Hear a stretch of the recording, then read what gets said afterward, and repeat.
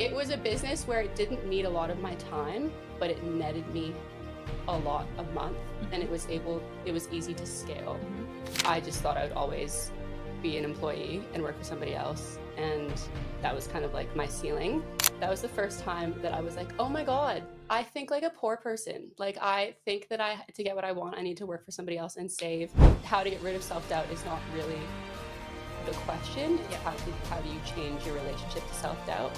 Why don't you change what you think you're worthy of, and then you'll move differently? Like, you'll actually make different choices. We had one conversation.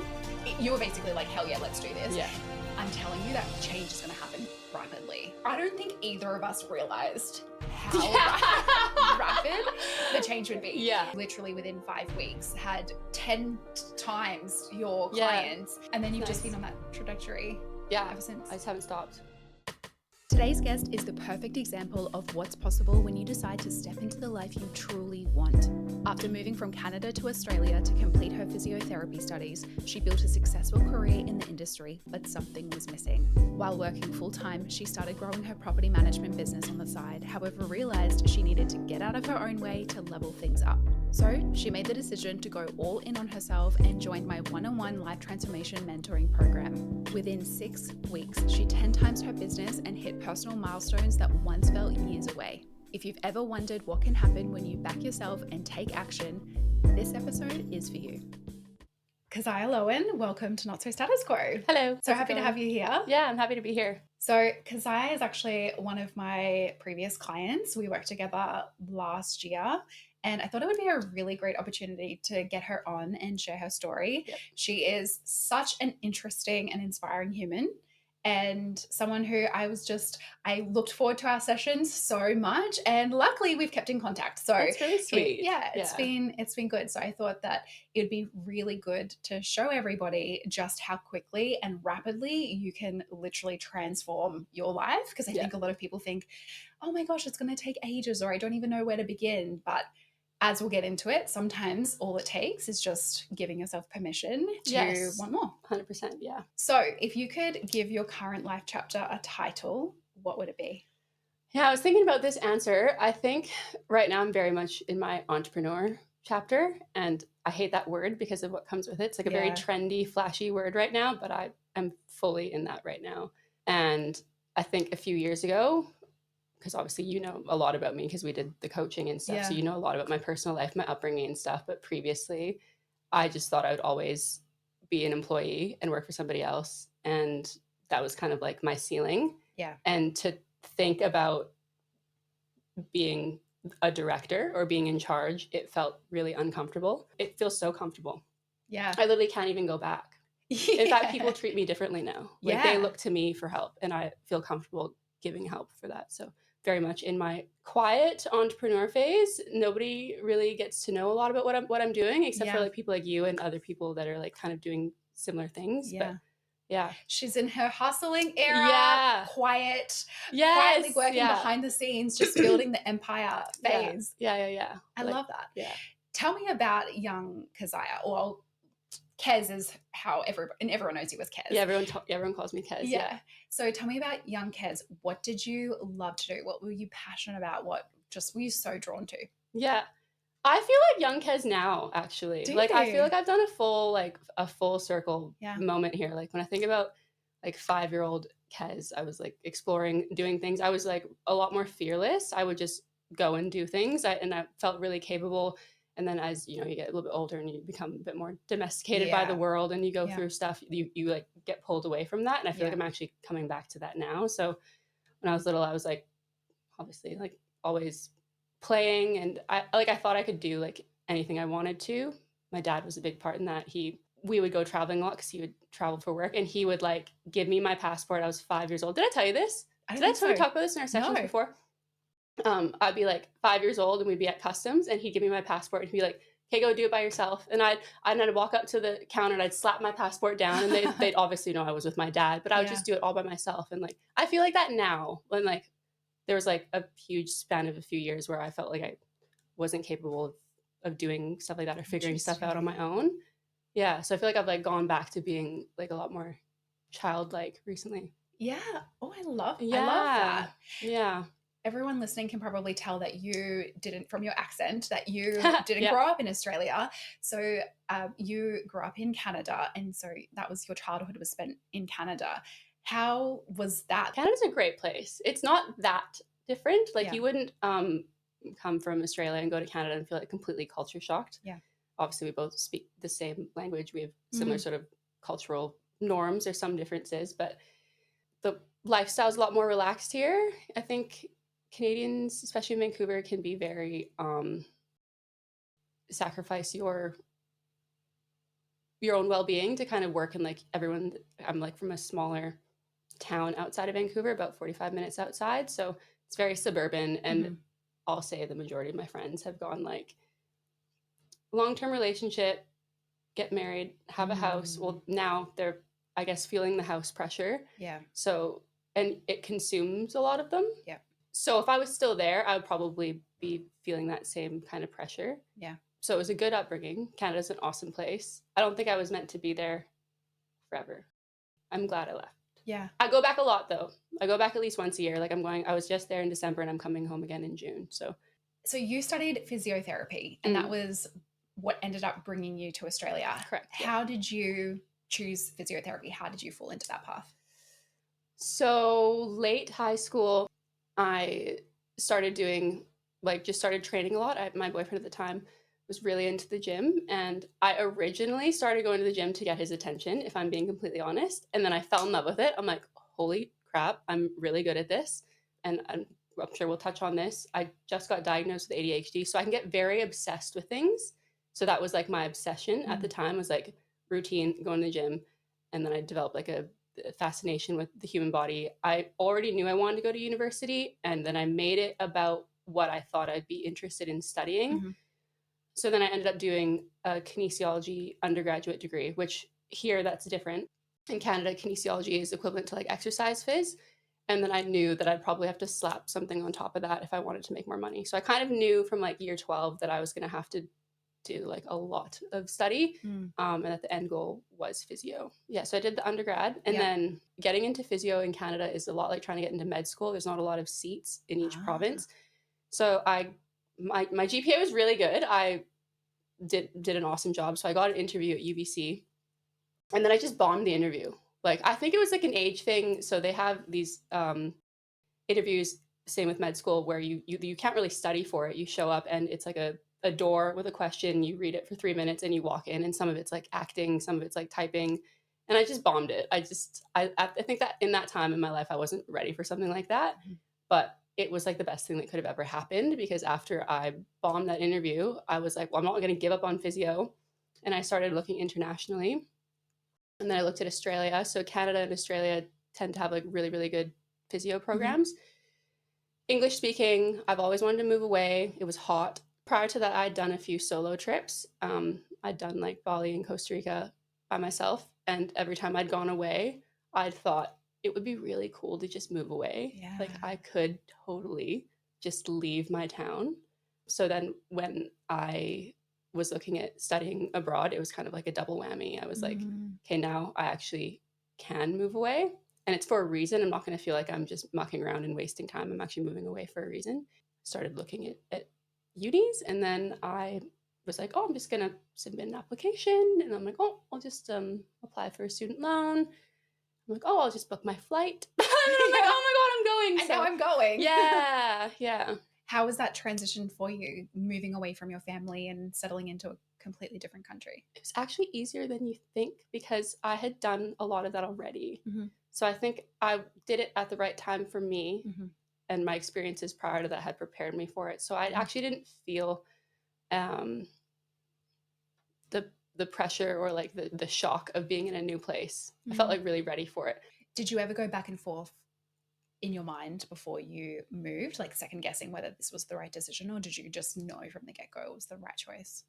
I think it was the right choice. I had some challenges come up where I thought it wasn't going to be able to happen. So I couldn't get my student loan sorted out right away, and that was stressful. And then so it wasn't a doubt per se as in, am I making the right choice? It was more so like, is this not going to work out for me? Like, do I not actually like deserve this? Is this not really like, is this going to be taken away from me? So it obviously ended up working out. It worked out really well. Like I had exactly the right amount of money to finish what I needed to do. No more, no less. It was like the perfect amount of funding to get through the degree. So you have had a few transitions in the last, I want to say, year and a half, 2 years in terms of profession. So physiotherapy was like your major focus. And then we met in the first half of last year. And we'll get into all of that, the work and the incredible things that have taken place in your life, which they'd already been happening in your life. And then we took things up a notch. You grew an interest in a completely different field.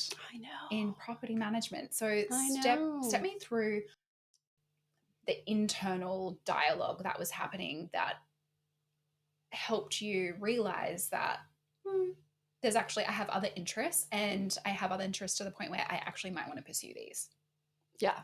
Okay. So I read a book, Rich Dad, Poor Dad, Robert Kiyosaki. Good book. Very good book. Very easy read if you guys haven't read it. And that was the first time. Remember how I said I had that shift from an employee to an entrepreneur? Yes. That was the first time that I was like, oh my God, I think like a poor person. Like I think that to get what I want, I need to work for somebody else and save and do all this stuff. So that after reading the book, just to like summarize, I guess the book, it's basically collect assets. His definition are things that will give you cash flow every month. And then just collect as many of those as you can so that you're not changing your time for money. And then with this business, I can't remember how I first came across it. It was a business where it didn't need a lot of my time, but it netted me a lot a month, and it was easy to scale. So that in itself was interesting to me. And then you bring in hospitality, because before I was a physio, I was in restaurants for like 10 years. So I already had a huge background in like hospitality and customer service. And I love interior design. I dream of owning like 30 homes. Like it just made sense to move into kind of like a real estate space. I don't want to be a real estate agent. I don't give a crap about selling and buying other people's homes. Yeah. But it was just an interesting space for me to be in. So then I listed my second bedroom in my apartment, and I started hosting stays. And then I like started broadcasting myself as a co-host, not broadcasting, but you can like display your profile on Airbnb to help other people host. And then other people started reaching out to me, and then I started managing their properties. So I make like a commission. And then obviously there's like a bunch of systems and processes that go in the background, but it is a system that can basically like be fully automated. And I've been able to, I've got a lot of free time now. I spend it building the business because I like that. Yeah. But it's not something where I have to be like, if I want to eat, I've got to go work this amount of hours so that I can like go pay my rent. And it's like, there's money coming in if I do nothing right now, but I'm going to keep pushing because because this is just who I am. I'm going to keep, you're the same. Yeah. You're the same. Yeah. So yeah, that's how I got into this. Yeah. Because like my vision is not, I'm passionate about it, but I'm more passionate about having free time. Yes. Yeah. Exactly. So great segue, because when we started working together, and I'll get you to share that story, like what even led you to being like, actually, I think I might want to work with someone.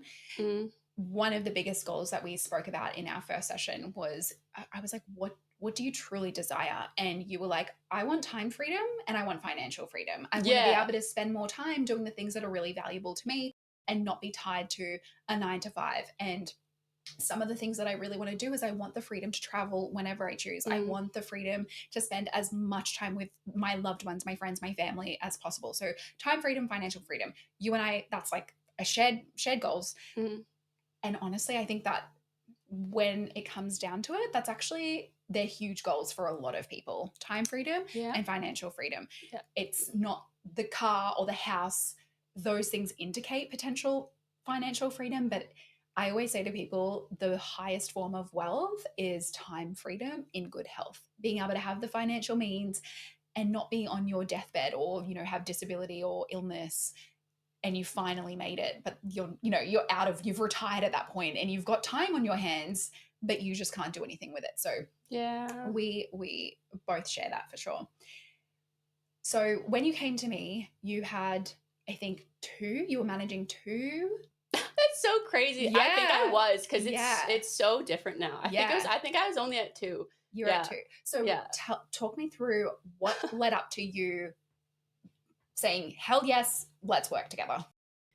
Well, if you remember this, and your audience, I'm assuming, is spiritual in some regard. Yeah, open-minded, spiritual. Yeah. I went and saw a psychic, and the psychic, he just nailed everything. He kicked everything out of the park about my life and my blocks and stuff. And then he kind of just sprinkled on at the end. He's kind of like, you're probably going to see a life coach, or you're going to really benefit from it.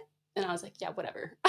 Yeah. Whatever. Yeah. But then after like thinking about everything he said, because I recorded the session and I listened back to it, and I was like, oh, I might as well. Like what is like the worst that's going to happen? Mm-hmm. Like, if anything, it will be a waste of time. Yeah. And we were talking about this before, but me having a level of like letting go and being indifferent about something actually makes things happen faster for me. Yeah. So like when I just kind of let go, and I was like, whatever, like I'll start looking at life coaches. And funny enough, actually, Jordan, mutual person for us, she told me, was it Jordan or Alex? One of them told me that you were doing that. And then it was like the same day or the next day or something. Yeah, there were a lot of synchronicities. Yeah, it was like the next day. And then, I think I reached out to you on Instagram, and then we just went from there. Yeah, and I was just super open, like just surrendered to like any possibility of like it improving my life. And then, this feels like a long time ago because a lot has happened, but it actually wasn't that long ago. It's been like 12 months. It hasn't actually been that long. So much has changed. Yeah. So you came to me. I remember so you did the 6-week program. So it's pretty intense. So people who want to do 6 weeks, it's literally like, you've got to be willing to put in the work. I will obviously walk alongside you, but it is intensive. Yeah. There's homework, and it's basically like you and we had a session every single week at minimum, like 60 to 90 minute sessions. There'd be out of session work. And I remember when we first had our phone call, we had one conversation, and I was like, I'm warning you that when you open yourself up to change happening, I'm telling you that change is going to happen rapidly. I distinctly remember this conversation with you, and you were basically like, hell yeah, let's do this. Yeah. I don't think either of us realized how rapid the change would be. Yeah. So you'd come to me with 2 clients with your property management business. I remember some of your goals were, obviously the overarching thing was, I want to have time and financial freedom. Brilliant.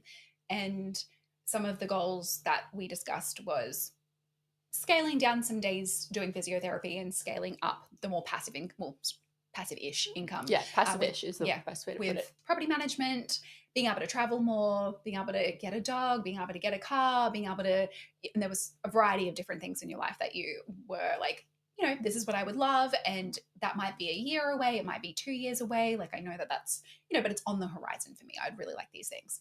So they were great goals. Like you were very clear. And something that I should really highlight is that she's very intuitive.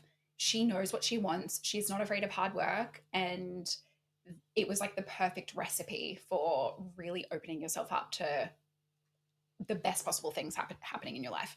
I'd love to know your perspective on when we first started working together and we had these goals. What was your mindset? Do you remember? It's like what I said before. I was just in a period of like surrendering. I was like, I can't remember what had happened or why I decided to take on this mindset, but I was very much like, you can bleep this out. I was very much like, fuck it. Like, I'm just gonna open up to this. Yeah.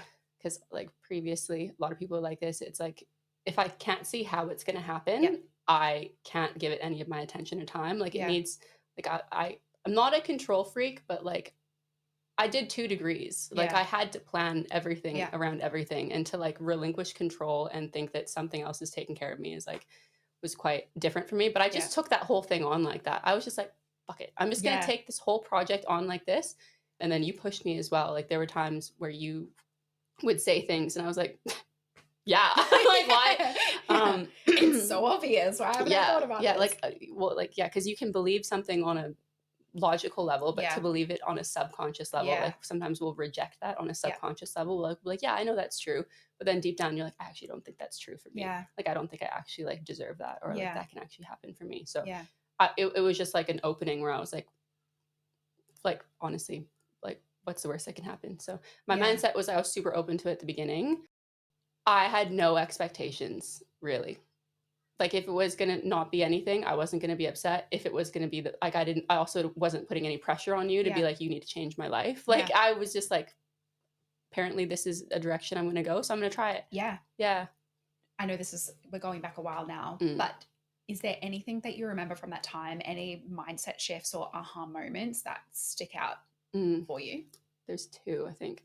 One of them was when we were talking about, I asked you in one of our sessions, how do I get rid of self-doubt? And you were like, Yes. self-doubt serves a purpose. It keeps you safe. If you didn't have it, you would just be putting your hands on hot stoves and doing crazy stuff. So how to get rid of self-doubt is not really the question. It's how do you change your relationship to self-doubt? Yeah. And that was kind of an aha moment for me, because I just kept waiting on. I just thought there was going to be a moment where I would change and I would just be like, no fear, just like, no self-doubt. Yeah. But I feel more fearless now. Yeah. But it's not that those things don't happen. It's that when they show up, I'm like friendly with it. Yes. So I don't feel like the world is ending when shit hits the fan. Like, I actually laugh. I actually laugh when bad stuff happens, because like, I just have faith that there's something else going on in the background. There's a reason it happened. And I actually know it's going to be okay. So it's like plot twist. Yeah, I know. Universe. I know. Like, yeah, trying to sense test of humor. me. Like, yeah, like yesterday, my washing machine broke down. I'm like scooping water out of it. No. I'm scooping water out of it because I don't want it to get everywhere, and I'm just laughing. I'm like, this is funny, isn't it? Like, but like, what I'm going. There's something else that's going on right now. But I remember when I was doing that, I was like, this happens so that I don't have to, like, I can focus on something right now. Yeah. I was thinking that exact one, because I distinctly remember you saying to me I think would have been the first session, I want to get rid of my self-doubt. And I remember saying to you that it's like a visual imprinted in my mind. And I'd said to you, why?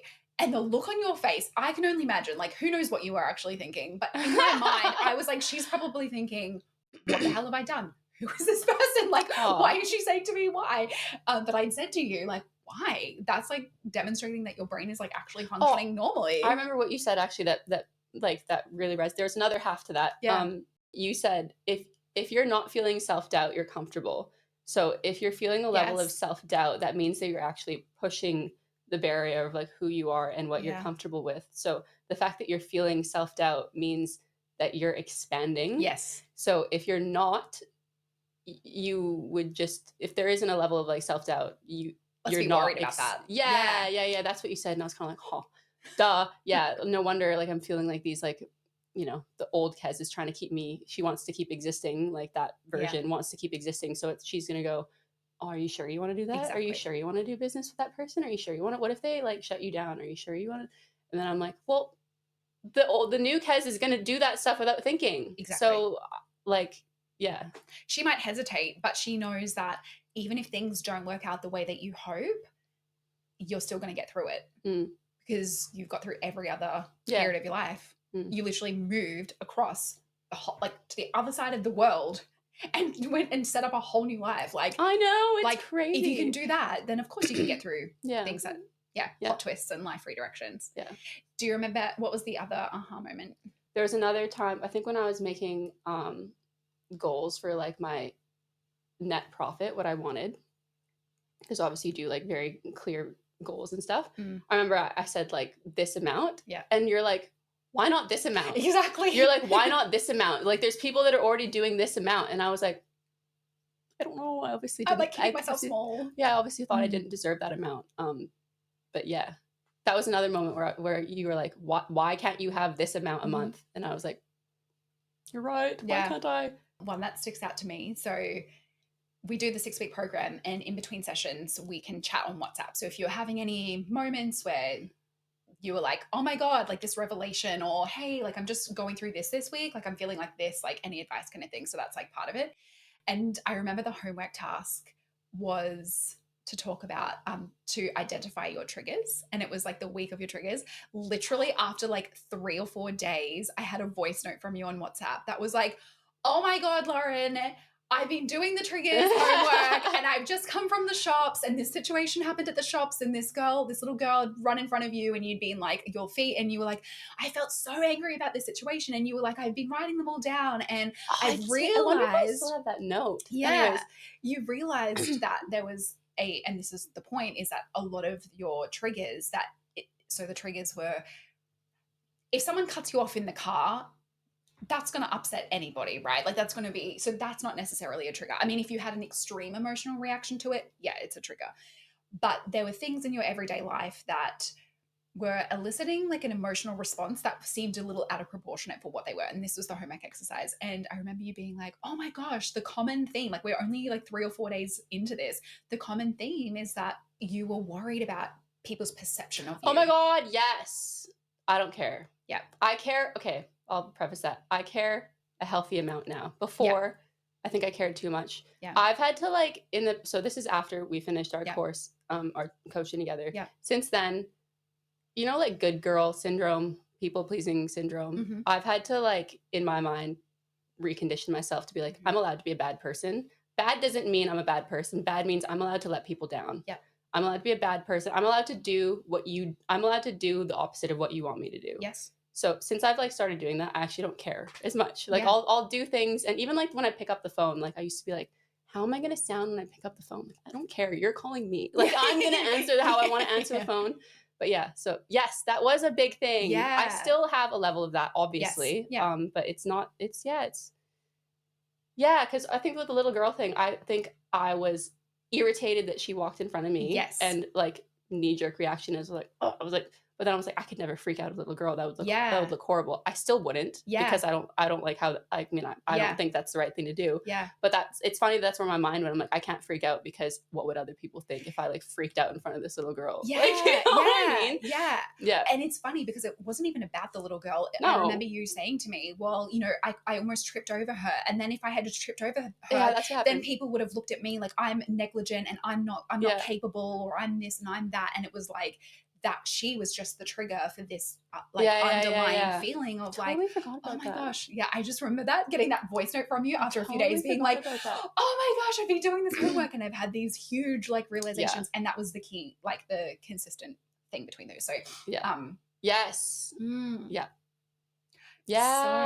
So interesting. Yeah. So one of the big things also was that you put in the work, you were super open-minded, I think you started to flex the trust muscle for yourself a lot. You were following through for yourself. You were really showing up for yourself. And I think it sounds like you really have done that throughout your life, especially with your dad, like teaching you like, no, you can do it. You can rely on yourself. Like you're capable.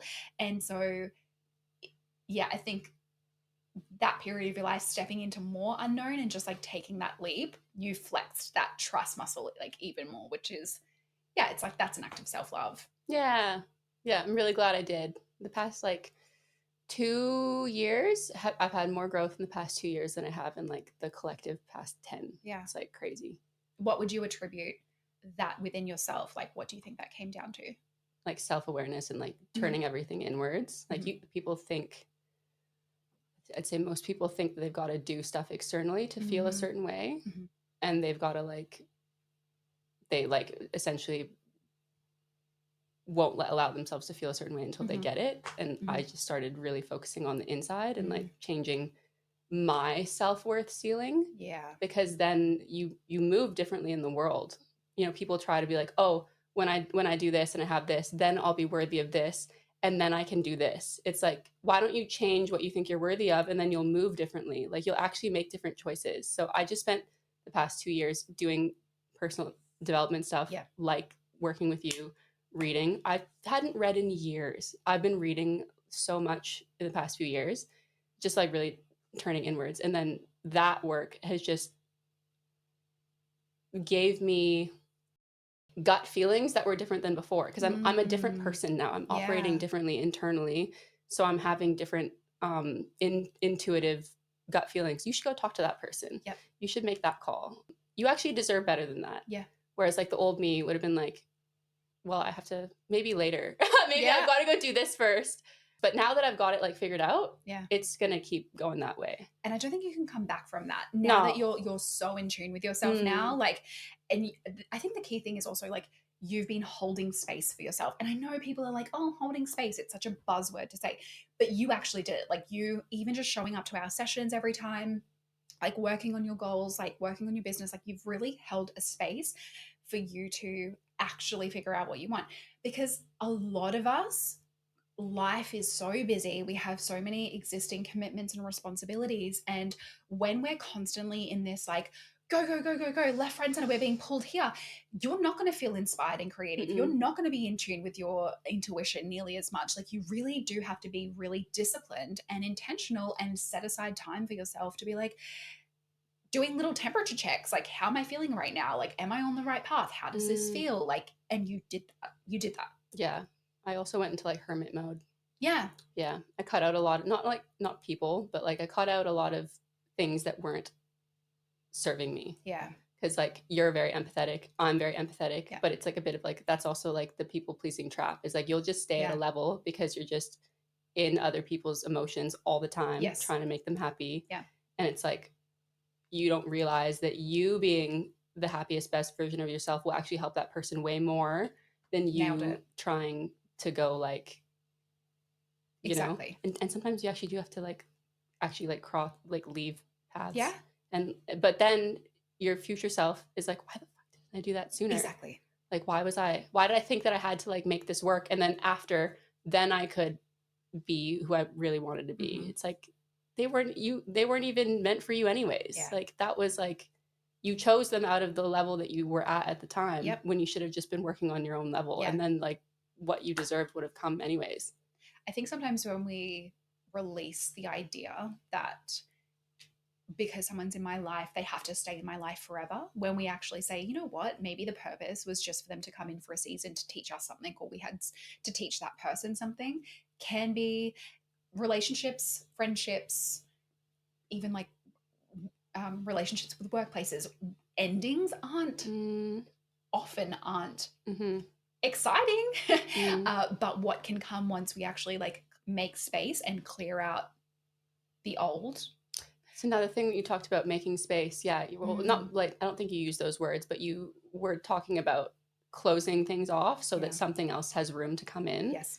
I can't remember how you worded it or what session it was, but you did speak about like sometimes you have to close things off or end things, and you might not know what the next thing is, but something will come in that's way better because you've made room for it. Yes. And that's true. Yeah. And I actually believe that now. So yeah, I think I played with the idea before because it was scary. I didn't like it, but now I know that. And now I actually am like very open to like letting things go. And sometimes just doing that will make that interaction, that relationship better.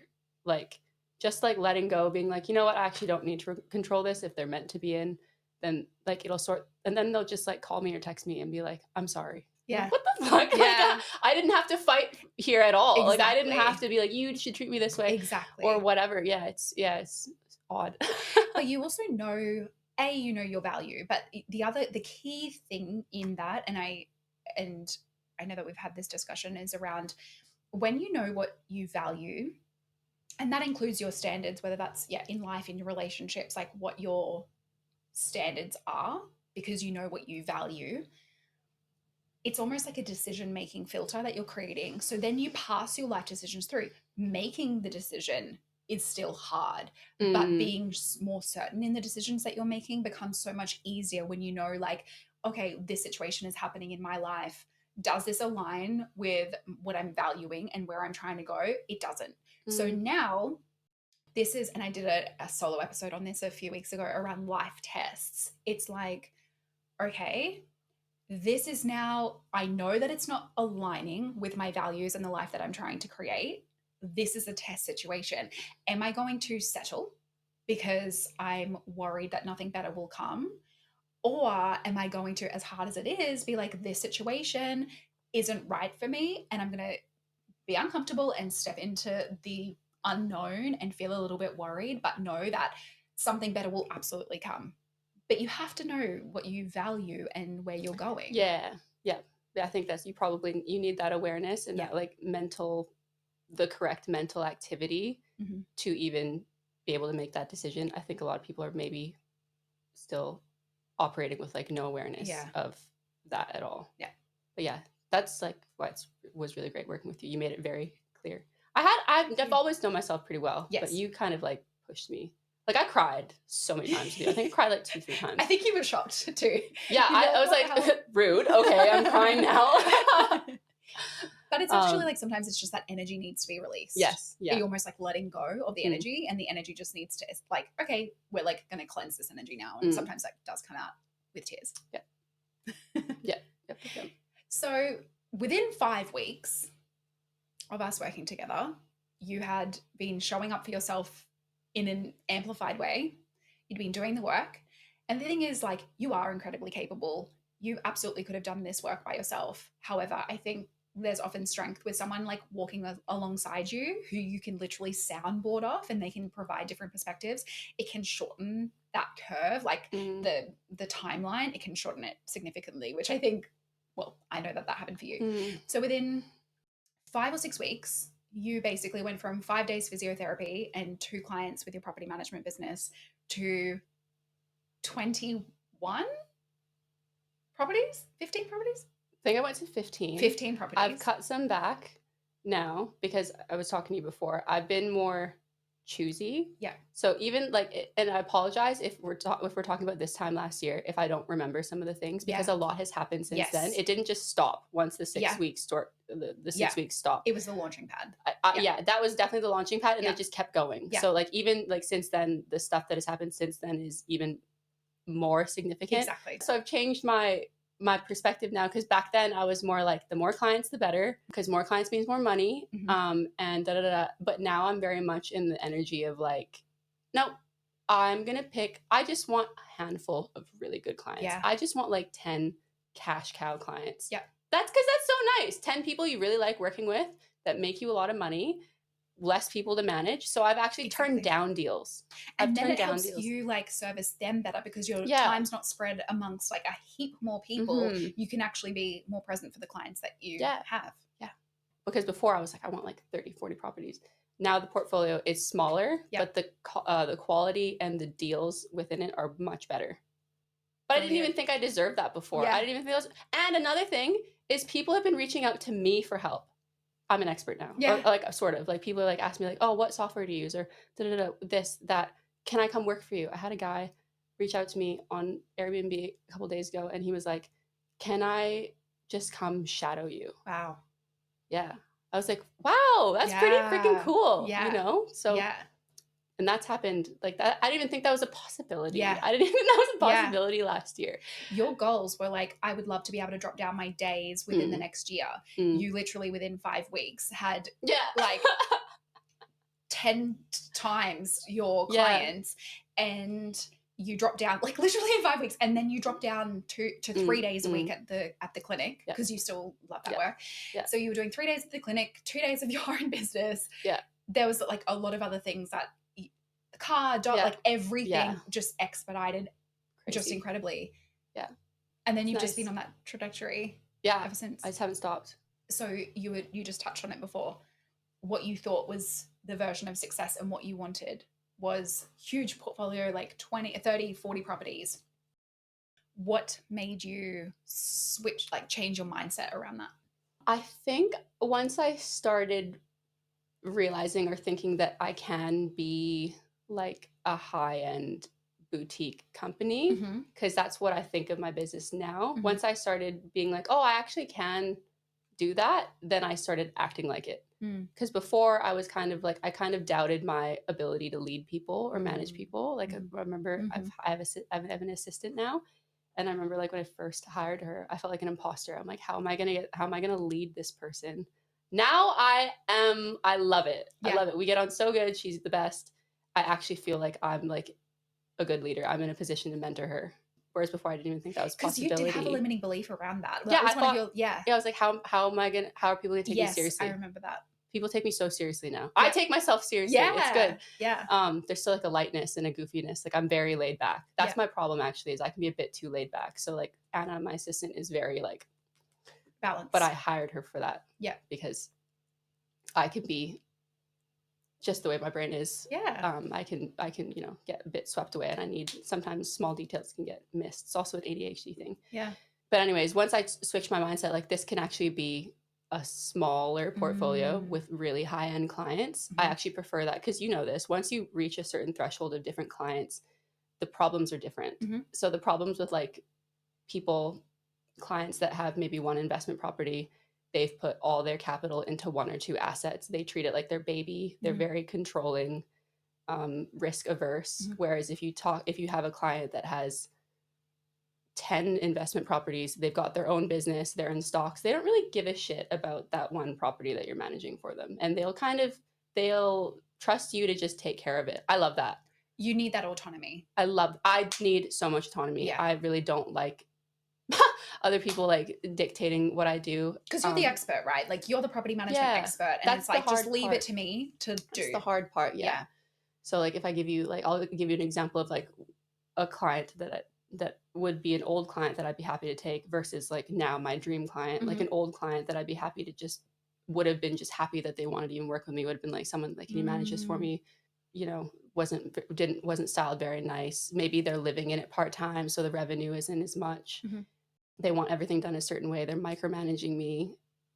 I turn those down in a heartbeat now. As soon as they say that they're living in it, or that like if it doesn't look nice, I'm like, sorry, like it just doesn't fit the portfolio. Now my dream client is more like, they give me money to furnish the whole thing. I can furnish it my way. They let me figure out when I want to launch it. Some of them I don't even manage it for them. I just rent the property off them. So we've got another deal that's coming in Mount Tambourine. So she originally came out to me and she's like, can you manage this?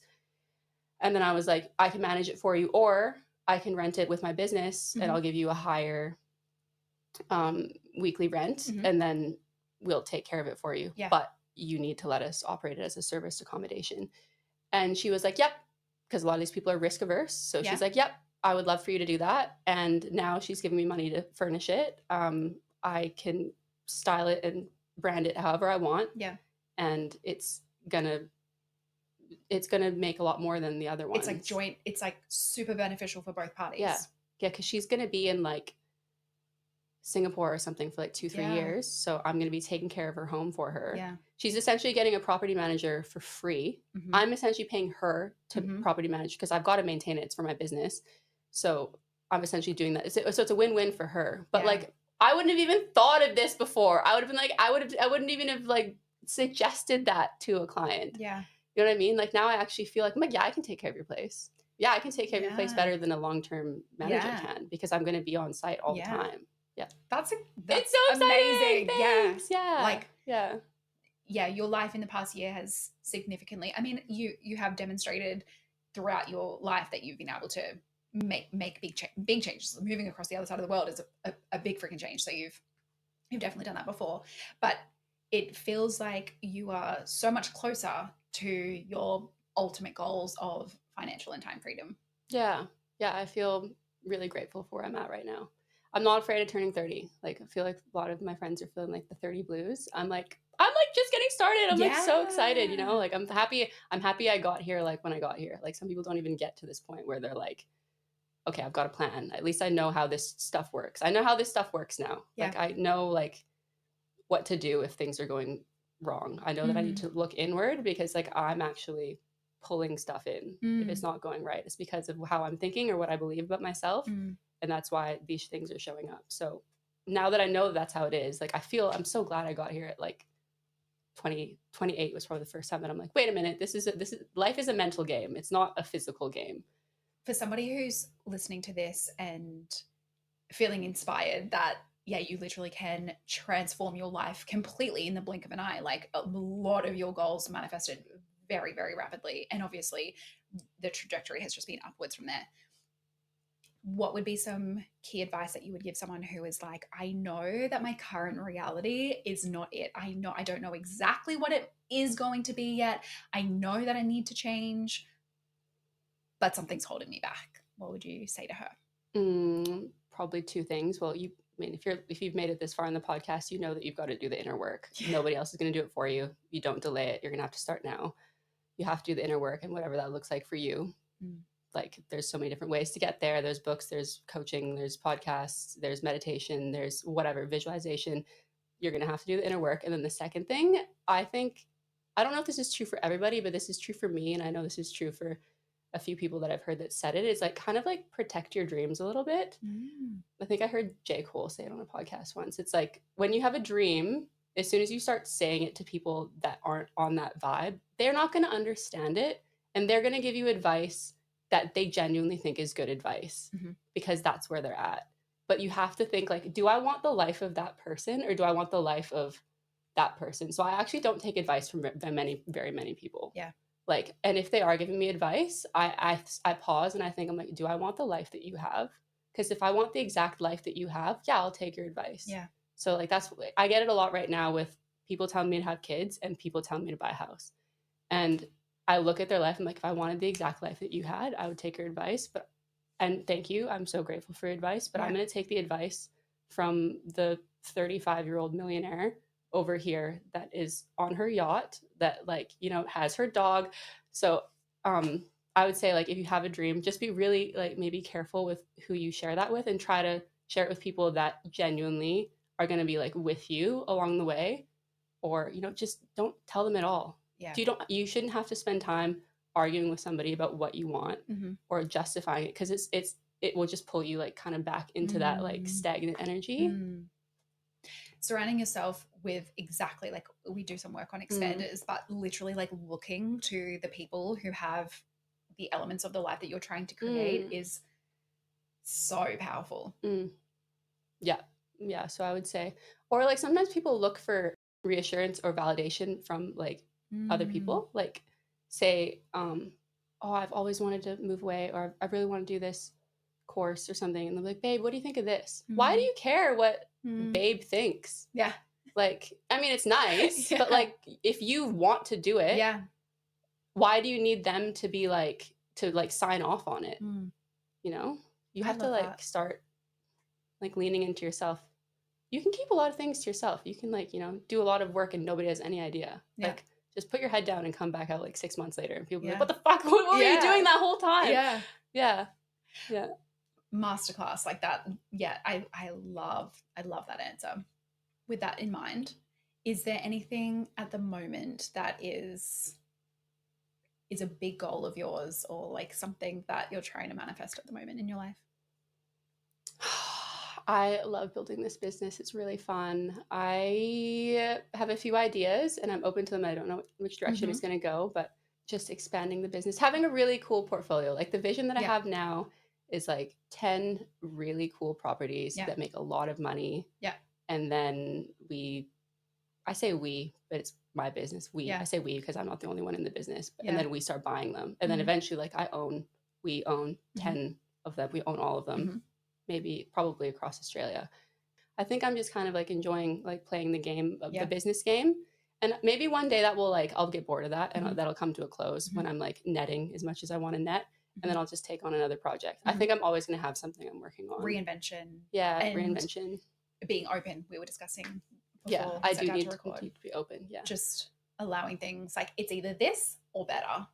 I want, you know, if it works out like this, amazing. But I'm also just like opening myself up to being delighted and surprised that everything could work out even better than I can even imagine. Yes, that's very much where I'm at right now. I'm very in my whimsical energy right now. Yeah.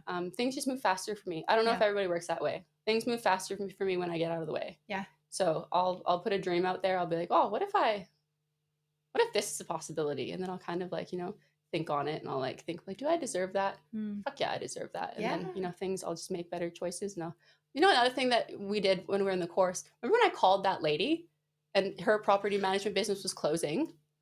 It was like the next week or something. It was just like randomly like, yes. Yeah. So to give you guys context, this is something I wouldn't have done, but this other lady, her property management business was closing. So it was uncomfortable, but I'm like, I'm just going to call her. I'm just going to call her. She doesn't know me. I'm going to be like, do you need any help with those properties? And I called her and she's like, yeah. And then she gave me like 5 properties.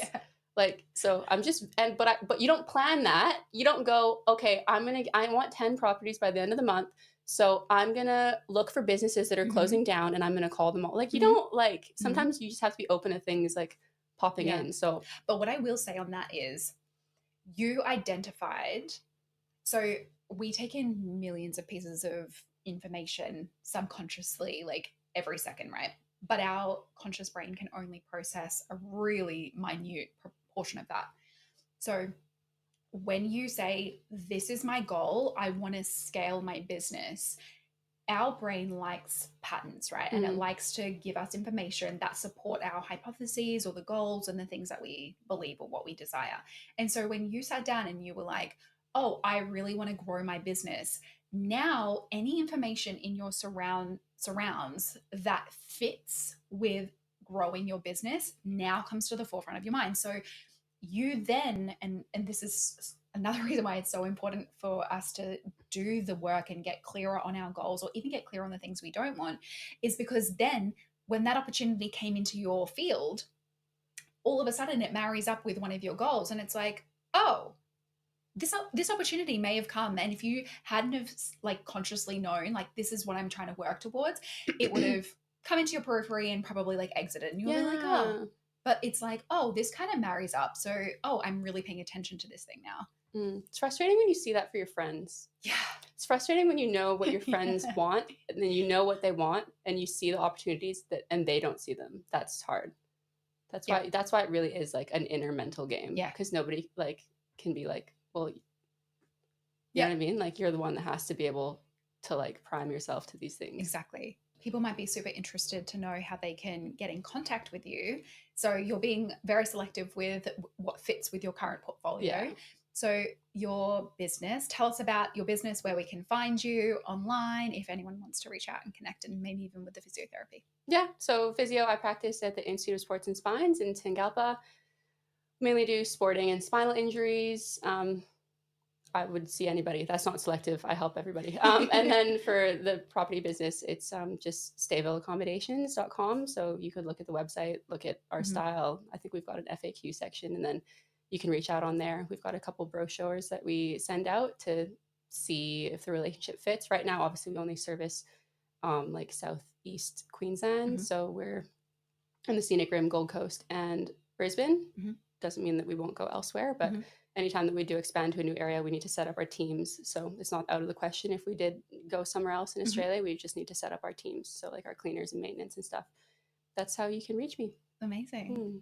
Thank you so much for joining me and for imparting so much wisdom and being so open to sharing your story and your journey. I have no doubt that you will inspire other women because you're just absolutely thriving. You too. This is so exciting. Thank you. You Go. Thanks. Yeah.